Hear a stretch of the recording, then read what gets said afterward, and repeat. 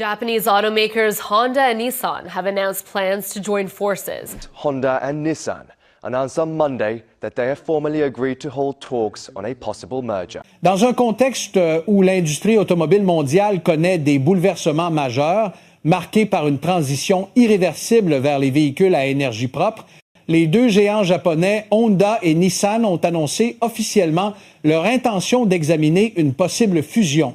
Ce n'est pas seulement une manœuvre stratégique pour renforcer leur position sur le marché, mais aussi une réponse directe à la montée en puissance des voitures électriques. Honda, réputé pour son esprit d'innovation et son histoire riche, fait aujourd'hui face à une concurrence féroce, notamment de la part de Tesla et de constructeurs chinois en avance dans la technologie des batteries au lithium-ion. De son côté, Nissan, pionnier avec sa célèbre Leaf, l'une des premières voitures électriques grand public, cherche à augmenter sa production, à réduire les coûts et à accélérer la recherche et le développement. Les discussions ont débuté au début de l'année 2025, quand les deux entreprises ont compris qu'une union pourrait leur permettre de mutualiser leur technologie, limiter les risques financiers et mieux rivaliser avec des géants comme Toyota ou Volkswagen, déjà solidement installés dans l'univers des véhicules électriques.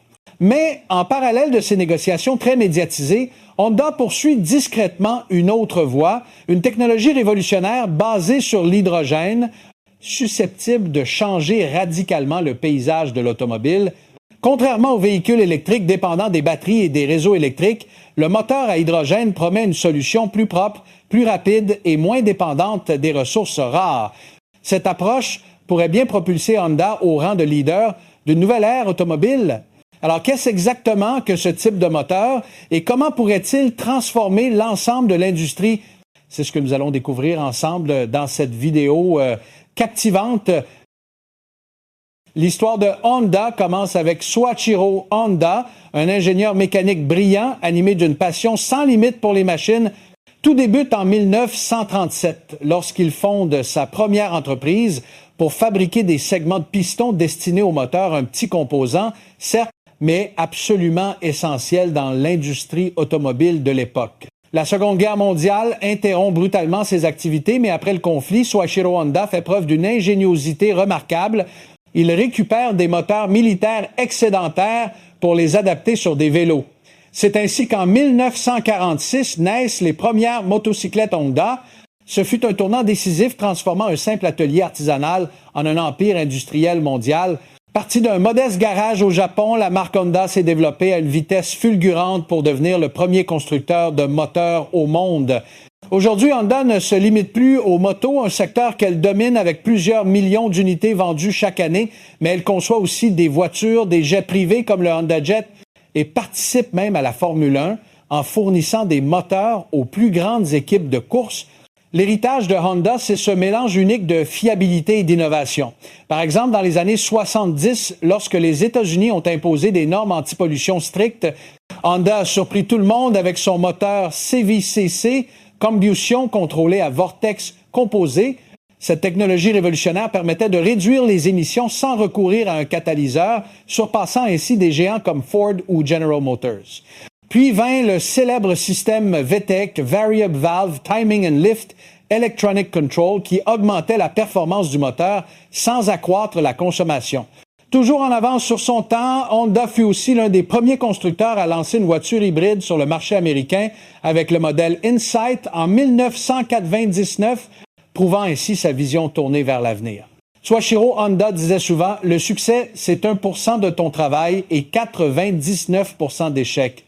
Cette philosophie est devenue la pierre angulaire de la culture d'entreprise où chaque échec est perçu comme une leçon menant à l'innovation. Aujourd'hui, les véhicules électriques sont devenus une tendance mondiale irréversible. Les gouvernements de l'Europe aux États-Unis, en passant par l'Asie, encouragent les EV, véhicules électriques, grâce à des avantages fiscaux attractifs, par exemple des crédits d'impôt de plusieurs milliers de dollars aux États-Unis ou encore l'interdiction prévue des voitures à essence et diesel d'ici 2035 dans de nombreux pays européens. Sous la direction d'Elon Musk, Tesla a mené cette révolution, transformant les EV d'un marché de niche en produits grand public. Des modèles comme la Model 3 ou le Cybertruck ne se contentent pas d'être économiques. Ils offrent une expérience de conduite intelligente avec pilotage automatique et mise à jour logicielle à distance. Mais derrière ce succès, les défis demeurent immenses. Les batteries lithium-ion, cœur des véhicules électriques, reposent sur des matériaux rares comme le lithium, le cobalt et le nickel, extraits principalement dans des pays comme la République démocratique du Congo ou la Bolivie. Leur exploitation cause de graves problèmes environnementaux, pollution de l'eau, déforestation et même travail des enfants.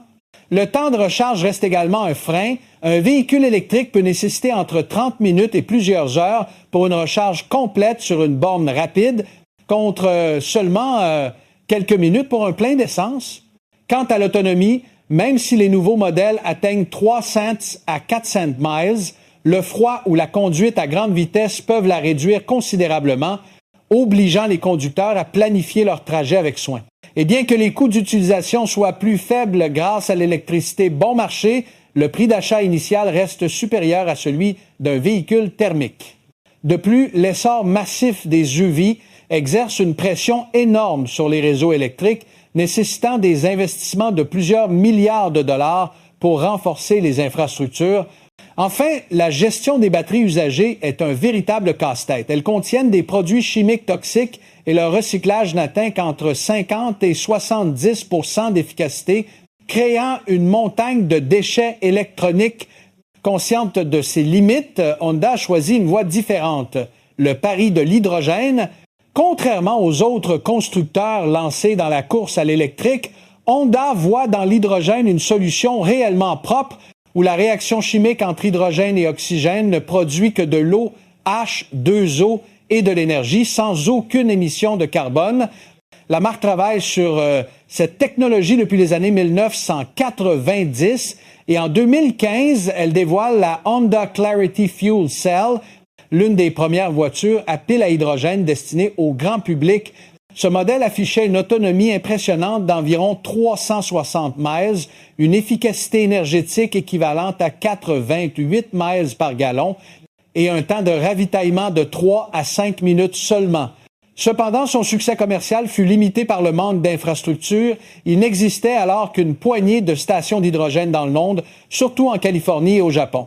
En 2021, Honda a arrêté la production du Clarity, non pas pour abandonner la technologie, mais pour la perfectionner. La marque s'est associée à General Motors, son partenaire stratégique depuis 2013, pour partager les avancées sur les piles à combustible, réduire les coûts de production et améliorer les performances. De cette collaboration est né le nouveau SUV Honda CR-V à hydrogène, une étape majeure dans la stratégie verte de la marque. Le Honda CR-V hydrogène SUV symbolise une véritable révolution dans les véhicules à énergie propre. Basé sur le célèbre CR-V, le SUV le plus vendu de Honda, avec plus de 6 millions d'unités écoulées depuis 1995, cette version conserve le design familier, une large calandre, des phares à diode électroluminescente et un habitacle spacieux pour 5 personnes. La grande innovation réside dans son système de pile à combustible développé avec GM, capable de transformer l'hydrogène en électricité pour une conduite silencieuse et fluide. Son autonomie approche les 400 miles, bien supérieure à celle de la plupart des véhicules électriques actuels, et le ravitaillement ne prend que 3 à 5 minutes, comme pour un plein d'essence. Le SUV intègre aussi le système de sécurité Honda Sensing avec freinage d'urgence automatique, maintien dans la voie et régulateur de vitesse adaptatif. Mais ce qui rend ce modèle vraiment unique, c'est sa fonction de générateur d'énergie avec une puissance allant jusqu'à 1500 watts. Il peut alimenter des appareils domestiques en cas de coupure de courant, une fonctionnalité particulièrement utile au Japon, souvent touché par les catastrophes naturelles. Honda commercialise d'abord ce modèle dans les régions déjà équipées en infrastructure hydrogène, comme la Californie, qui compte plus de 50 stations, et le Japon, où le gouvernement investit des milliards de yens pour développer le réseau. La marque prévoit aussi de coopérer avec des entreprises énergétiques pour construire de nouvelles stations afin de rendre l'hydrogène plus accessible au grand public. Mais le potentiel de l'hydrogène ne s'arrête pas aux voitures particulières. Cette technologie pourrait alimenter camions, bus, trains et même navires, des moyens de transport pour lesquels les batteries au lithium-ion restent trop lourdes ou trop lentes à recharger. Prenons un camion de transport longue distance. Il doit parcourir des milliers de miles et ne peut pas se permettre des arrêts de plusieurs heures pour recharger, d'où l'intérêt de l'hydrogène. Honda a déjà testé des bus à pile à combustible au Japon, où le gouvernement mise fortement sur l'hydrogène pour atteindre la neutralité carbone d'ici 2050. De plus, l'hydrogène peut être utilisé dans des régions isolées, là où le réseau électrique est faible ou inexistant, comme certaines zones rurales d'Asie du Sud-Est ou d'Afrique. En misant sur cette technologie, Honda se positionne stratégiquement dans un monde automobile de plus en plus diversifié, où les besoins énergétiques varient selon les marchés. L'un des plus grands atouts de l'hydrogène, c'est sans aucun doute la possibilité de produire ce qu'on appelle l'hydrogène vert, un hydrogène obtenu à partir de l'eau grâce à un procédé d'électrolyse alimenté par des énergies renouvelables comme le vent ou le soleil. Contrairement aux batteries des véhicules électriques qui reposent sur l'extraction du lithium et du cobalt, des matériaux rares et souvent nuisibles pour l'environnement, l'hydrogène vert ne nécessite aucune ressource précieuse et peut être produit partout où l'on dispose d'eau et d'énergie propre. Ce processus crée un cycle presque parfait. L'eau est décomposée en hydrogène et oxygène, puis l'hydrogène est utilisé dans une pile à combustible pour générer de l'électricité et de l'eau sans la moindre empreinte carbone. Honda a déjà investi dans plusieurs projets de recherche sur l'hydrogène vert en partenariat avec des géants d'énergie comme Shell et BP pour construire des usines d'électrolyse de grande échelle. Le Japon, berceau de la marque, est à la pointe mondiale dans ce domaine avec un objectif ambitieux, construire 10 000 stations de ravitaillement en hydrogène d'ici 2030. L'Allemagne et la Chine ne sont pas en reste, avec des centaines de stations déjà en activité et des investissements de plusieurs milliards de dollars pour développer leur infrastructure. Ce déploiement mondial ouvre la voie à Honda pour commercialiser ses modèles à hydrogène du CR-V aux futurs véhicules à venir. Plus important encore, l'hydrogène ne surcharge pas les réseaux électriques, contrairement aux véhicules électriques qui nécessitent des milliers de mégawatts pour recharger des millions de voitures chaque jour. Alors que de nombreux pays peinent à moderniser leur système énergétique, l'hydrogène apparaît comme une solution plus durable, particulièrement adaptée aux marchés émergents. Mais Honda ne s'arrête pas à la simple mise au point de piles à combustible. L'entreprise porte une vision beaucoup plus large de l'avenir du moteur. Plutôt que d'abandonner complètement les moteurs à combustion interne, un domaine où elle excelle depuis des décennies, Honda cherche à les réinventer en utilisant des carburants propres comme l'hydrogène, les biocarburants ou même l'ammoniac. Le moteur à combustion fonctionnant à l'hydrogène ne requiert pas de pile à combustible complexe. Il brûle directement l'hydrogène pour produire de l'énergie, un peu comme un moteur à essence, mais sans aucune émission de dioxyde de carbone. Honda a déjà testé cette technologie sur des voitures de course et envisage de l'adapter à des véhicules commerciaux. Les biocarburants, fabriqués à partir de plantes comme le maïs ou les algues, représentent une autre alternative crédible aux carburants fossiles. Honda collabore avec des entreprises agricoles brésiliennes, le Brésil étant l'un des leaders mondiaux de la production d'éthanol pour développer des biocarburants de nouvelle génération, capables d'être utilisés dans les moteurs actuels sans modification majeure. L'ammoniac, une molécule chimique riche en énergie, fait également l'objet de recherches chez Honda, notamment pour les poids lourds et les navires, où il pourrait devenir une source d'énergie industrielle propre et stable. Pour mener à bien cette vision, Honda s'est allié à d'autres constructeurs japonais tels que Toyota, Subaru, Mazda et Yamaha. Ensemble, ils ont formé une alliance stratégique afin de partager leur technologie et réduire les coûts de recherche. Cette alliance ne se limite pas à l'hydrogène, elle explore aussi d'autres sources d'énergie durable dans le but de bâtir un écosystème complet et diversifié pour la mobilité du futur. La vision de Honda va bien au-delà de la simple fabrication de véhicules. L'entreprise cherche à concevoir un système énergétique flexible, capable de s'adapter à tous les contextes. Dans les grandes villes où les bornes de recharge électrique sont nombreuses, les voitures électriques restent très efficaces. Mais dans les zones rurales ou isolées où les infrastructures sont limitées, les véhicules à hydrogène offrent une autonomie et une fiabilité inégalées. Honda est convaincu qu'il n'existe pas de solution unique. L'hydrogène et l'électricité doivent coexister et se compléter.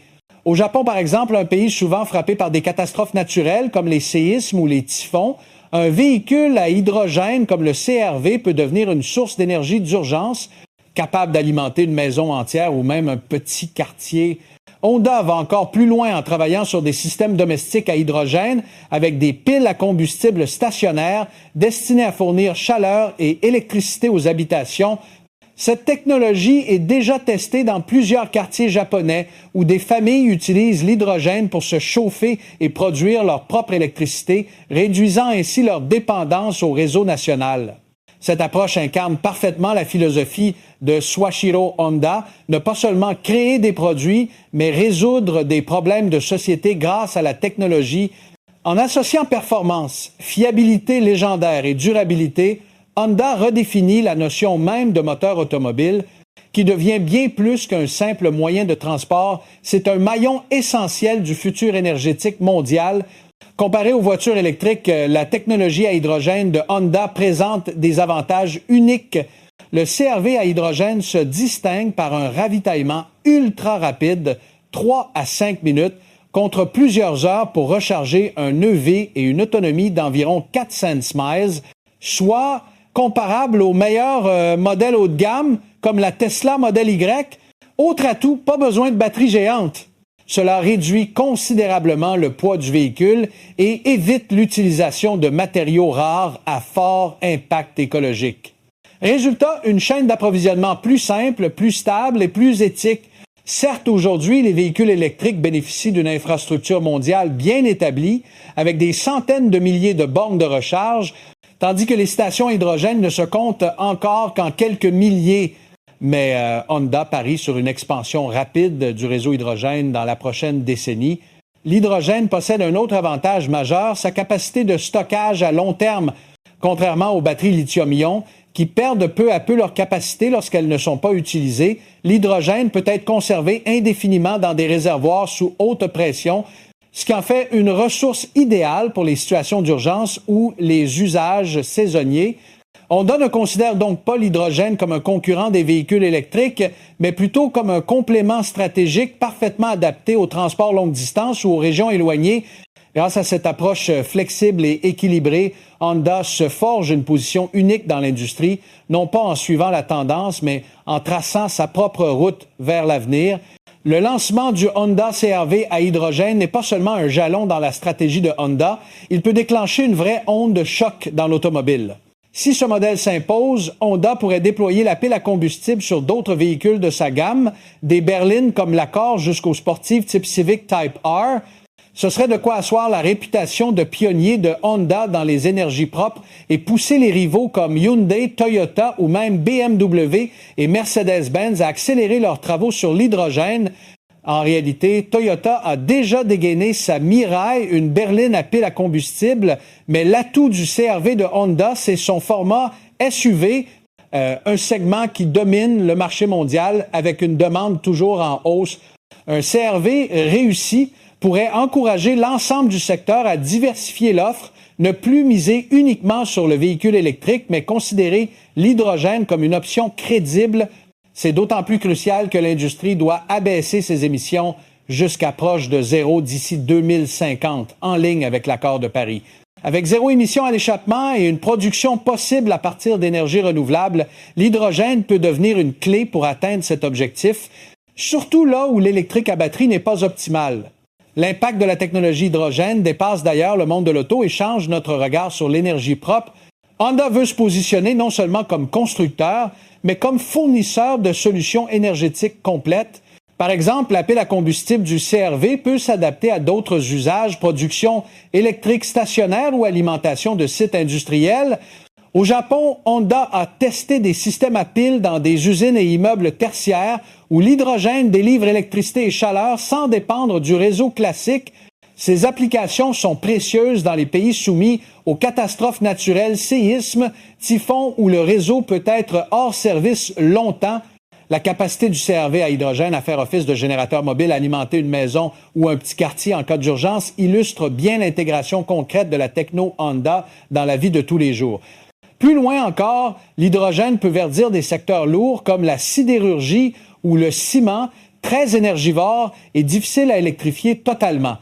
En élargissant le champ d'application de l'hydrogène, Honda ouvre de nouveaux marchés tout en abaissant les émissions globales, renforçant son image d'entreprise responsable. Reste que généraliser l'hydrogène ne sera pas un long fleuve tranquille. Le premier défi, c'est l'infrastructure.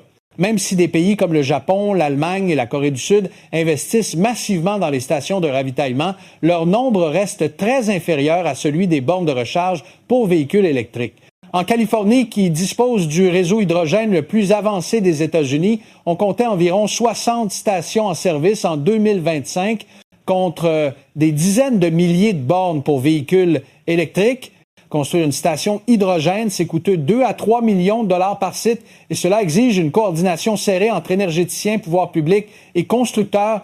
Honda collabore avec Shell et Air Liquide pour accélérer la cadence, mais déployer à l'échelle mondiale prendra des années. Autre écueil, la production actuelle d'hydrogène repose encore en partie sur le gaz naturel, le fameux hydrogène gris qui émet du dioxyde de carbone. Pour que l'hydrogène soit vraiment propre, il faut basculer vers l'hydrogène vert via l'électrolyse alimentée par des renouvelables, ce qui suppose des investissements lourds. Honda en est consciente, soutient des projets d'hydrogène vert, mais doit compter avec une concurrence active, notamment Hyundai et son Nexo, qui affiche une autonomie comparable et un design moderne. Il y a aussi le facteur humain, la perception du public. Les véhicules électriques sont entrés dans les mœurs portés par de grandes campagnes, on pense à Tesla, alors que l'hydrogène demeure pour beaucoup une idée floue. Certains s'inquiètent de la sécurité en associant l'hydrogène à d'anciens accidents au gaz, même si les réservoirs modernes respectent des normes très strictes et résistent à de forts chocs comme à des incendies. Honda s'emploie à changer cette image via des actions pédagogiques et des essais ouverts au public, par exemple des journées d'essais CRV hydrogène en Californie et au Japon. Le message est clair, l'hydrogène ne vient pas remplacer l'électrique, c'est un complément. Pour qui roule souvent entre grandes villes ou vit en zone rurale, le CRV à hydrogène est plus pratique qu'un véhicule électrique qui doit s'arrêter longtemps pour recharger. En parallèle, Honda travaille avec les autorités pour mettre en place des incitations fiscales dédiées aux véhicules à hydrogène, comme pour les véhicules électriques, afin de réduire le ticket d'entrée pour l'acheteur. Si ces efforts portent, l'hydrogène pourrait devenir une brique incontournable de l'écosystème mobilité de demain. À long terme, Honda vise une automobile à technologies multiples, capable de répondre à des usages variés partout dans le monde. Tandis que certains, comme Tesla, misent tout sur l'électrique, Honda croit à la pluralité énergétique hydrogène, biocarburant, hybride de nouvelle génération comme levier de résilience. Les discussions de fusion avec Nissan pourraient aussi peser lourd. L'hydrogène et l'hybride de Honda combinés au savoir-faire électrique de Nissan formeraient un ensemble puissant capable de rivaliser avec Volkswagen ou BYD dans la course au zéro carbone. Mais même sans fusion, la feuille de route hydrogène de Honda reste cohérente.